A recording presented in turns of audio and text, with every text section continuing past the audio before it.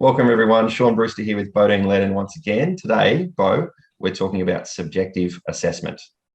Now, this is one of those things that it's a potentially a time consuming and an often confusing process for particularly a lot of new therapists because there's so many things you can ask, so many questions.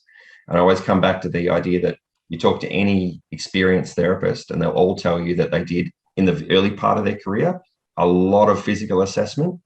And as they progress through their career, they're doing less physical assessment and more subjective information gathering, that really detailed question answer patient history process. Would you agree?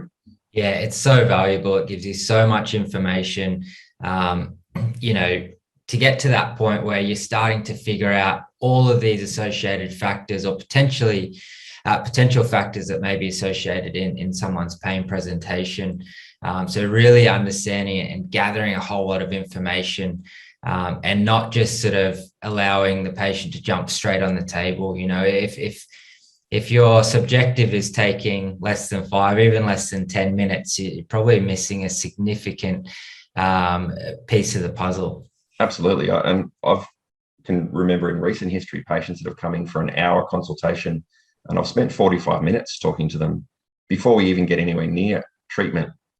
And surprisingly, if you're in the habit of doing faster assessment and then more treatment time, you might feel like you're shortchanging the patient. But I think that if you really go into detail and you also explain why these questions are important, what information you're getting from it while you're gathering it, so take the patient with you through that process, they get to the point where they're ready for treatment and they understand all of the stuff that you've just done and why it's so important to them or to you. And then they can, it adds value to the process and they can really kind of be part of that with you. That's right. And just the process of someone being listened to and heard actually can have a therapeutic effect. So when we think about someone presenting for treatment doesn't mean that it has to be hands-on. The treatment in itself can be the communication and understanding, the source of these symptoms and where they come from and what their beliefs are around this pain presentation, and really using that consultation communication to address these factors and sort of peel away the layers, because there's often a lot more to it than the physical presentation. Yeah, and I think you'd be hard pressed to find two people that are bigger advocates for manual therapy than us. But at the same time, I completely agree with that. It's not all about the treatment, and that communication, the information you provide, the information you get from them, sets up a framework for a more effective treatment, whether that's manual therapy, whether it's exercise, or whether it's just communication. It might just be advice because that's what's appropriate for the person based on the information you've gathered. Yeah, and even when we think about that we have to tell the patient what's going on, it's often better if we allow the patient to form this story and they can talk through it and actually can de-threaten their overall presentation as well. So doing far less talking and putting information down the patient's throat and allowing them to talk and them to tell the story is hugely beneficial. Absolutely. Yeah, for sure. So let's go into this then. So what kind of things do you think we should be asking the patient in that patient history process? Well, I think that the first thing, obviously, comes down to that, the initial consultation form or their patient history form. And, there's certain reasons why these questions are on there, and it shouldn't just be glanced across, but, understanding someone's age and gender obviously is key, and that their general health. So knowing someone's age, it gives us a good idea of, they're more likely to be presenting with certain types of conditions, or certain genders are more vulnerable to certain types of presentations as well. So, understanding this and the influence of certain conditions can give us a little bit more understanding about what's normal. So this is the hardest part, I think, for the therapist, especially a new therapist who's early in their journey, is yes, we need to know if that woman is in her late 40s, early 50s, because if she's in that menopausal kind of period, that changes hormones, which can affect tendon health, which can affect pathologies that might be presenting. So there's 1,000 different reasons why age could be useful to know. But the underpinning knowledge under that is understanding pathology. And so it's not just about the subjective assessment and gathering data. It's also about having that really thorough understanding of human tissue and how it behaves over the life cycle. Definitely. Yeah. And, looking at their current level of activity and, because if we look at someone who may present with shoulder pain that's 60 years of age versus someone who presents with shoulder pain who's 18 years of age, two very different ways of looking at things. If you looked at a 60-year-old person's imaging report, there's going to be all sorts of degeneration, changes to tendons, osteophyte formation, but that may be completely normal. Whereas if you look at an 18-year-old's imaging report and they've got similar types of changes, as far as tearing and changes to the joint, then that may require a different intervention. Yeah, definitely. And so, again, it's not a simple thing of, okay, just ask about their age, just ask about their gender, because I think so many of us are taught, here's the questions you ask. You go through school and you rehearse it and you gather all the information and you go away and go, okay, they've got shoulder pain. What do I know about shoulders? You kind of throw all that information away as just kind of data for the sake of data, but it is actually important. Yeah, definitely. And, when we then look at the level of exercise they're doing, has there been any changes in volume or intensity, the frequency? How may that be influencing their presentation as far as from a tissue loading point of view? I think that's key, looking at or understanding their occupation and the typical activities that they're doing. You might have someone who is let's say a plumber, and they also play AFL, and they're presenting with hamstring pain, pretty common. But you think about how they're loading through their work and their general lifestyle, maybe placing extra load, and how we need to look to modify that in combination with their training program. Yeah, we did another one of these discussions a while ago on tissue capacity. And that's really what we're talking about here, isn't it? So has the person had time to adapt to that tissue load that they're now sustaining? And I think this is probably one of the questions I really focus on when I take a subjective assessment is what's changed? How long have you had your pain for? 3 months. Okay, let's go back 3 months, 4 months ago. What was going on in your life? Did you increase your exercise? Did you get a new job? Did you change your shoes? Did you participate in other activities that you weren't doing before? Because that's where we see the history and the story trajectory of that tissue loading. And we can hopefully from there reverse engineer what the cause was and then address a better outcome for the person. Yeah, for sure. And, looking at their previous history of injuries, if they've had any surgeries or family history of certain types of pain or injuries, I think that all really comes into it as well. Okay, so we've got their age, their gender, history of activity, and things that are going on in their lifestyle. What else we need to gather?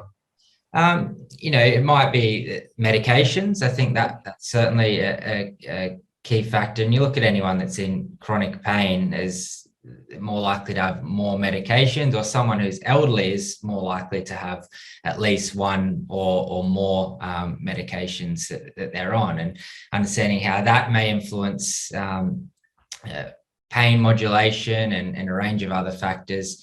Their lifestyle habits as far as smoking, drinking, that can all play a significant role as well. Smoking can be a bit of a nasty one. History of steroid use and the influence of how that may impact the vascular system and potentially red flags. Someone's BMI, higher BMI is associated with higher risks of injury and chronic pain. So there's a few other things to look at there. Let's go back to the medication one for a moment, because I'm hearing people listening to this or watching this going, but patients come in and they reel off some 37-letter long medication that they're on, and I have no idea what that is, and I have no idea if that is influencing their back pain or their hip pathology or their foot pain, whatever it might be. what use is that information for me if I don't know what the medicine is or what the medication is?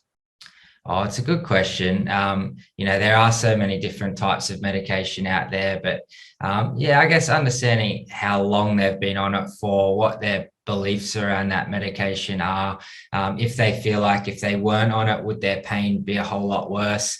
Because there's often a lot of psychological influences around someone taking pain medication. And when you look at the use of opioids, people that take opioids, in the short term are far more likely to be on them long term. There's studies looking at that with nerve pain, that people who take opioids in the short term are still on them 1 year later.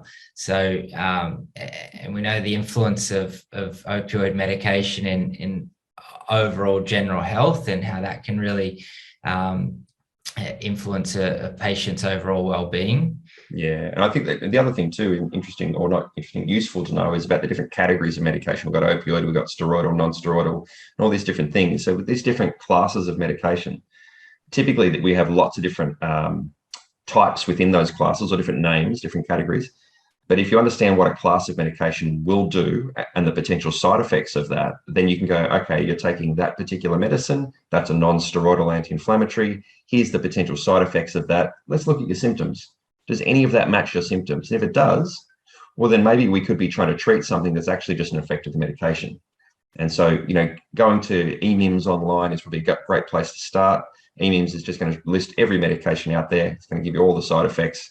And of course, if you consider every side effect of every medication, you can pretty much point your finger at any symptom and say, yes, it's the cause of that, because most medications have been shown to produce, hundreds of side effects in some cases.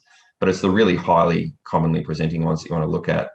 And if that's a major symptom for that patient, then you can start to draw some lines between these things and kind of go, well, maybe some of what is presenting isn't actually your injury or your pain presentation, but it could actually be a symptom of something you're doing to try to manage that, aka the medication. Yeah, definitely. And I think it's always worthwhile to educate patient around their pain presentation and things that we can control, as far as, lifestyle change, behavioral change, and then, saying, look, go back to your doctor and have a discussion around medication use and the dosage, and, so they can get more information. The more information they've got, the better informed that they'll be to make better decisions. And it may not be that they need all these prescriptions, because maybe that's actually having more of a detrimental effect, and potentially the long-term use of these medications can impair their overall lifestyle, well-being, mental health, can all be influenced. 100%. Look, personal example, my grandmother was on a whole stack of different medications not long before she passed away. And when she went to hospital, the doctor she was with took her off all of those things to see how she would respond. Dramatically improved, because of the combination of those medicines were producing its own set of side effects, which the various doctors who prescribed them hadn't considered. And so I think that's a good thing, is like, go back to your doctor and say, here's my symptoms. Could any of this be coming from my medication? Have them take a second look at it, because that can be the case sometimes. Yeah, and particularly when we're looking at pain, often when people have the perception of, I've got really bad pain, or my condition is really bad, I'm going to need very strong medication. And there is also studies suggesting that, opioid medication is sometimes no better than placebo.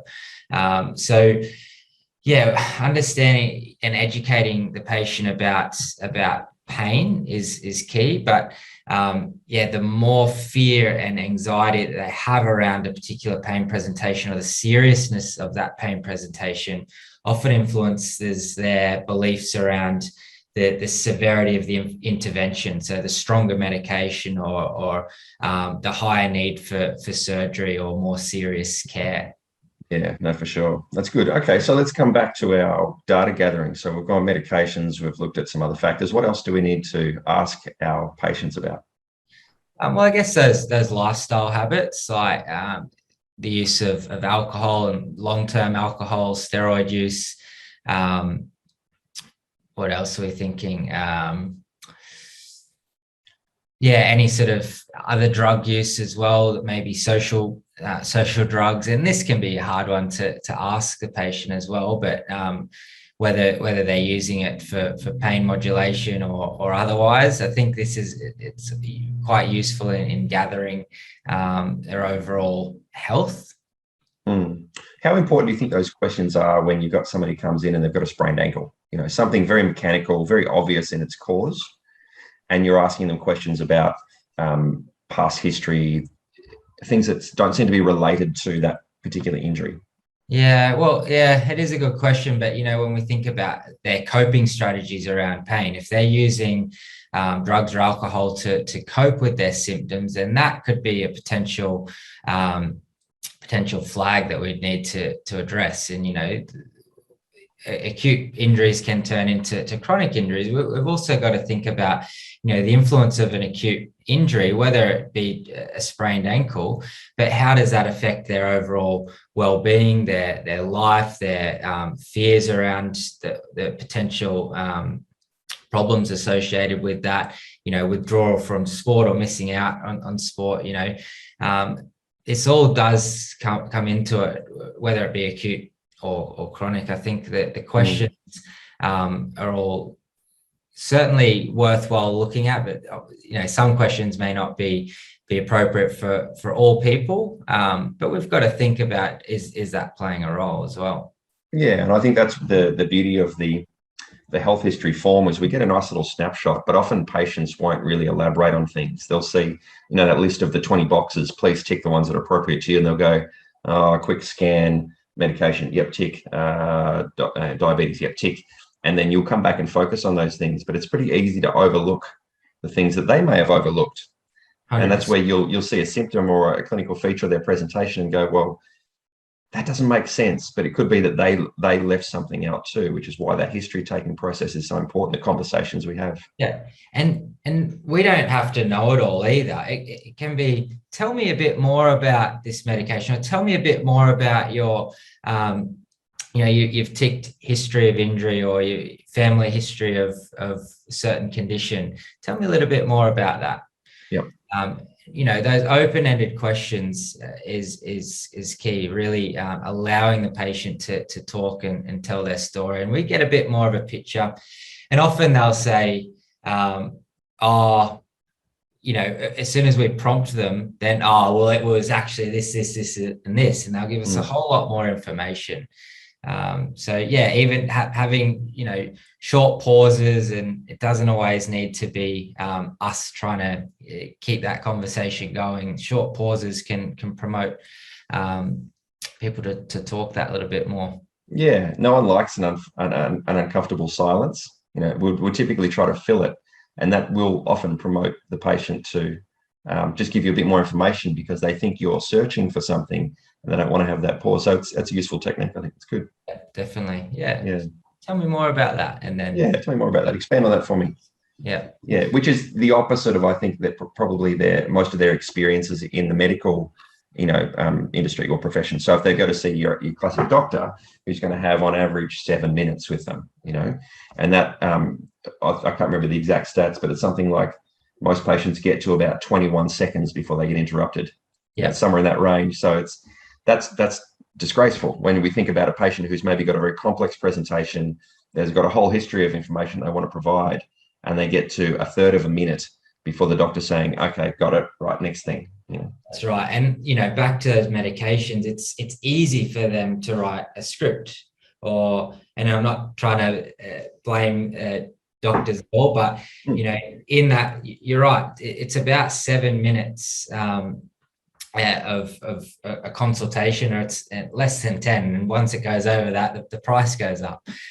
So as far as their consultation goes, there's really not much time to gather a full history. I know that every time I've been to a doctor, I sit in the chair awkwardly for about the first 2 minutes while they sort of open up their computer and then, tell me what's going on. I've got headache. Here's some tablets for it. Yeah, right. And it's not the fault of the doctor, like you're saying. It's a problem with the system. Yeah. And when I say we, I mean those of us working in the allied health space, have a very unique opportunity that we aren't limited by time in the same way. Now, your clinical practice might have a limited time way of working. And if that's the case, then obviously that's going to change things. But typically we have at a minimum 20 minutes. You know, a lot of physio practices might work on those kind of 3 sessions per hour, but often it's 30 minutes, 45, an hour, even longer in some cases. And so I would say, especially in your first session, the majority of that time should really be about investigation. We're trying to get as much information as possible so that the treatment that we apply is the sniper's bullet, not the shotgun pellet. Like, we can be really targeted with that and not waste people's time. Yeah. So let's have a look at some other subjectives. Good. When someone presents with a typical pain presentation, I think one of the first things that we need to look at is the onset. When did it start?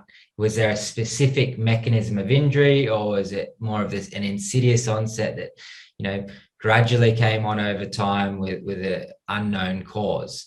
So I think understanding that is a really good start.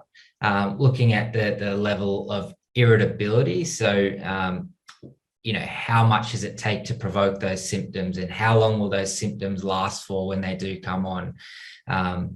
Is it very mechanical in nature, or is it a bit random? It just randomly comes on. I think that can tell you a lot about the level of sensitization and irritability of the symptoms, and whether it is a mechanical problem or not. Yeah, and those 3 things you just touched on there, I think, are really important, because it gives us a lot of clues about, one, that the tissues that are involved. And when we understand the involved tissues, we can understand behavior of tissues and how that plays out over time. But also then the chronicity or acuteness of the presentation, because again, you know, an acute presentation, if we get to that earlier, we can apply the appropriate intervention. We can almost stop it in its tracks in a lot of cases, if we don't have too many other confounding external factors contributing to it. Whereas you get your chronic one, every week, month that goes past in time, other factors start to compound on top of that. And now we have this kind of brick fortress around the actual original injury that might have been presenting, that you have to knock down those bricks first before you can even get to it a lot of the time. Yeah. And when we look at, you know, chronic pain, there's often symptoms that are exacerbated at random times, or there's no real cause for the symptoms. It's not due to mechanical loading, or if it is, that it's far over exaggerated. The pain is far more severe than the level of mechanical loading. And then, you know, we can't just look at it as a tissue-based problem. Whereas someone who's come in running and they go, oh, I felt this sudden pain in my hamstring, you know, a bit more of a mechanical problem. Whereas when it's these abnormal symptoms that come and go, the level of sensitivity is far greater than it should be, we start to think there's probably much more central causes going on there, and it needs to be addressed in a little bit more of a different way. Yeah, and again, that's stepping into the central and peripheral sensitization models. And you would agree, this I can't highly recommend it enough, or recommend it more highly, that you investigate that, get to know what these things are, understand central sensitization, understand the implications of peripheral sensitization and how that plays out. Because once you get an understanding of those things, you can assess for it. Yep. You can treat it and you can change it. But if you don't understand it, you're stuck and you're lost, and you're going, okay, well, why is it that when I touch this person's jaw, pain courses through the side of their head? There's no mechanical damage. Why can't I touch them? Yeah. Why do they wake up in such intense pain that they just can barely move? Like, until you understand it, it makes it very hard to do anything about it. And that's right. And if you don't understand it, and then reinforcing a mechanical cause of their symptoms, that can add to frustration when it's not getting better, you know, and a cascade of other effects that are associated with that. You know, physical assessments won't line up, or everything will be painful, or it shouldn't fit the norm. You know, all of these things are really going to confuse you. But then you've got to think, maybe it's not a tissue-based pathology, it's not a mechanical cause of pain. There's other factors going on here that really need to be addressed. I think there's a topic for our next conversation, but we need to do a chat about central and peripheral sensitization. What is it? How do you identify it? And then what can you do about it? It's such a big topic. But it's, in my own experience, the better I've got to know that, the more confident I can be with every patient that comes in the door, that especially the really confusing ones. They're the ones I love the most now, because you can see this stuff. It's just like it just highlights it immediately when you see it in clinical practice. And it's really useful. But doesn't that come back to that initial conversation? They might just say, "Oh, I'm just really, it's really frustrating. I'm now having days off work. Some days I just feel like I can't get out of bed." All of this stuff is just ringing alarm bells of these yellow flags. Yeah. That they're often, if they're not addressed, it doesn't matter what you do as far as any mechanical change, even surgical interventions. If the psychosocial factors aren't addressed, then the outcomes are poor. Yeah, you're missing the target completely. Yeah. Cool. And what else do we need to pull out of this? What other sort of information? Okay, so then we'll probably need to look at things that make it better and worse, right? So asking those questions like, is there any specific movements, positions, postures, activities that make it feel better? Okay, and then others that make it feel worse. So really looking into that little bit more and identifying, is there that mechanical cause of their symptoms? And promoting movement, promoting activity around things that make them feel better. And I think the caveat we put over the top of that, of course, is that maybe test that as well. Because if someone says, when I do this, my pain is worse, or when I do this, my pain is better, how much of that is their belief system? How much of it is because of mechanical forces being applied to the injured tissue, whatever it may be? Yeah, well, it could be a bit of both, couldn't it? If you've got initially let's say an injury as far as a mechanical lumbar forward flexion, there may have been a disc injury, let's say. All right, and then when you bend forward, it actually makes it feel worse. But when you bend back, it might relieve it a little bit. But as that tissue heals, all right, and the inflammatory component goes away, we should be able to regain normal forward flexion and normal full function. But if there is that fear associated with, well, that could hurt it, then you're more likely to be more fear avoidant, remove that. So we need to sort of think about, well, there's the two components here. They're probably going to cross over a little bit as well. Yep. But as time goes on, we need to sort of change their fears and improve their movement towards what would normally be painful, or what they perceive would be painful. Yeah, that's right. And I think that's where in clinical practice, when the patient says it hurts when I move, you go, okay, let's explore that. Can you stand up for me? Show me the kind of positions that would not hurt. And you see the movements they're doing. Oh, so that's a movement.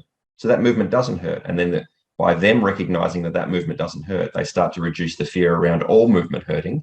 And then we can get more specific with what movements actually are painful. And that tells us then a lot more about what's actually going on for the person. Definitely. And then, we look at another side of things. It might be that someone might say, well, I feel much better when I exercise. Great. Let's get you exercising more. But I feel much worse when I sit still.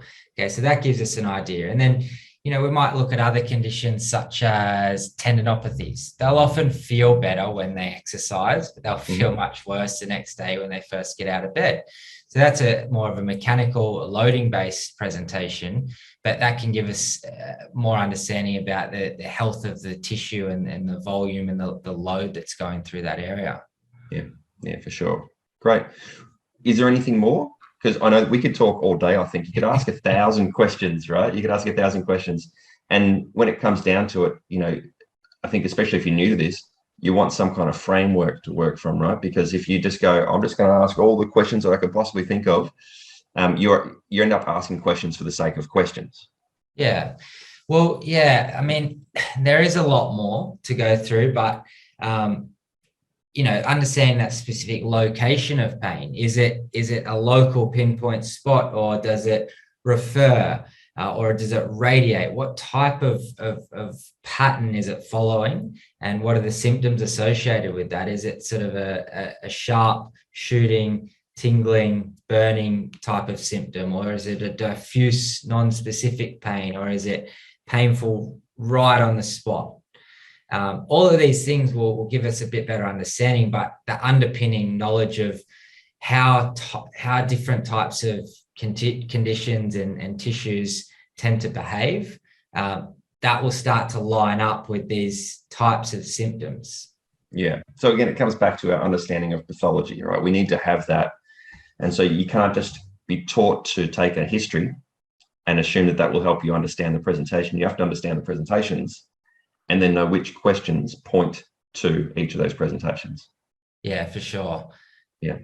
And I'll just add, obviously looking at once we've got all of that sort of information, if they're reporting any abnormal symptoms, things that don't tend to line up with a musculoskeletal cause of symptoms, that's when we need to probably start to look at thinking, all right, something's not adding up here. I do need to refer on for medical opinion.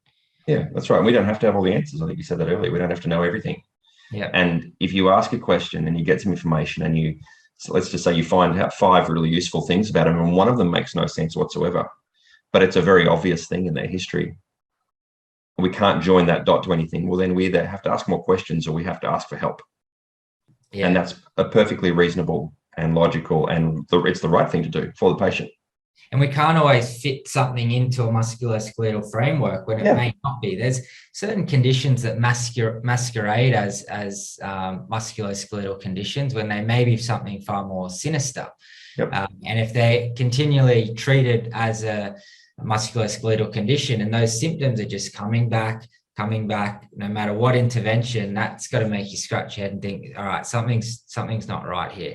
If it's not responding to load management, conservative treatment, education, exercise, all of this sort of stuff, you think something's not right here.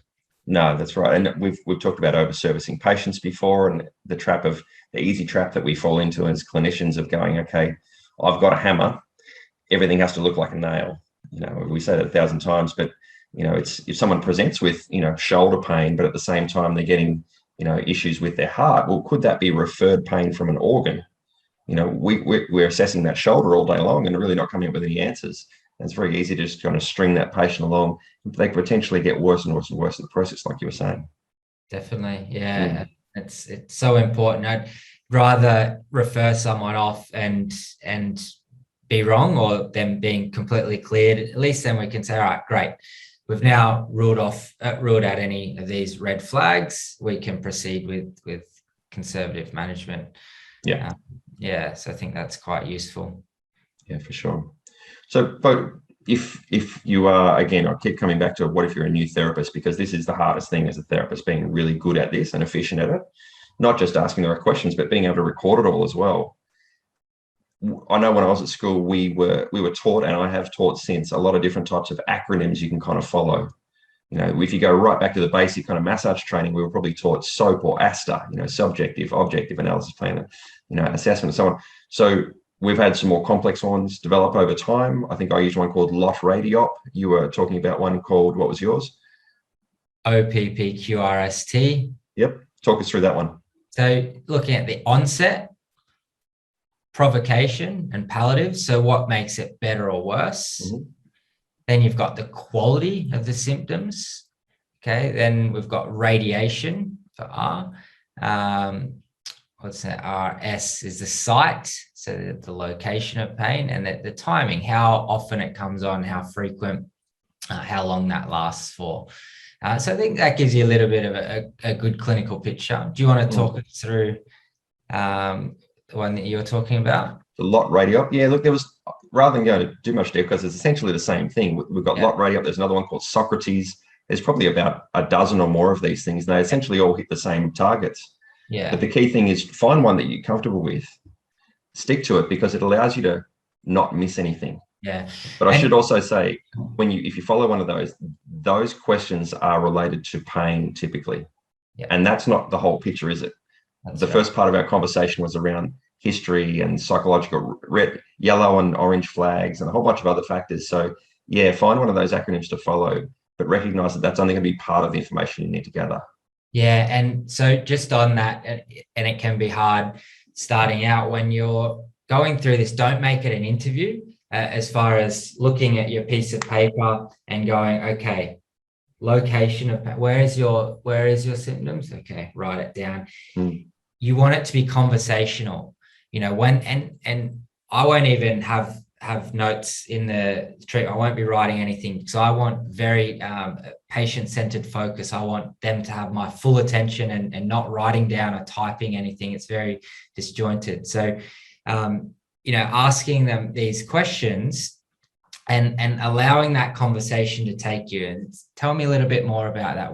What's your understanding? So if they said, oh, I've got sciatica, tell me a bit more about that. What's your understanding of sciatica? And, having them really explain what it means to them and how's that influencing your life? How's that impacting your overall well-being, your sleep, and allowing that to really sort of take its course. That can give you a lot of information. They'll really start to answer a lot of their own questions. So they're coming up with the solutions there.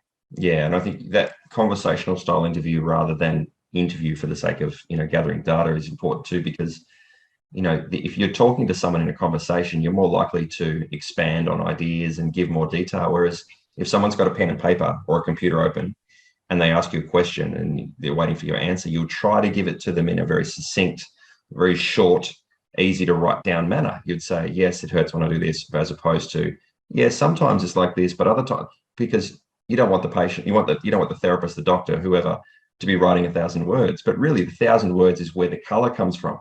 It's where we get the detail. It's where we paint the picture. Yeah, and use some basics that you would have all learned as far as motivational interviewing. So asking those open-ended questions, affirmations, reflections, and really sort of summarizing that. So what you're telling me is this. That sort of demonstrating that you are really listening to them and you understand their story. Whereas if you sort of don't understand and it's not being relayed back to them, they'll have the perception of they didn't really understand, they didn't really listen to me, and that's going to have more negative outcomes on their treatment, regardless of whatever else you do. Absolutely, yeah. And I think again for someone who feels like they're struggling with this process, a nice thing you might like to try is practice taking this history, gathering this information with a friend or family member in a non-clinical setting where there's no time frame, there's no clock, they're not paying for the intervention or the consultation, and you say, I want to practice my craft. Can you tell me? I know you've got neck pain, whatever it might be. Let's have a conversation about that, if that's okay. And you just go through that normal conversational style interview with them, and at the end of the 45 minutes, 3 hours, whatever it might be, you might surprise yourself and go, actually, you know what? I can remember all the key information. I've got it all there. I don't have to write it down. I can write it down after the fact. That's fine. And I think with information I've got, I can do a better physical assessment now. And I won't waste my time doing 5 orthopedic tests for a shoulder when I know that it's actually probably coming from the neck, whatever it might be.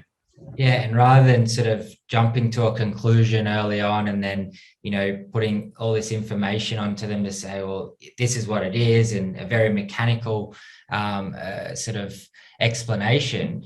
If they've got neck pain and it's asking them, well, why do you think that's there? And, addressing other factors is what's your current level of stress and anxiety? What do you think that the worst thing could possibly happen around your neck is?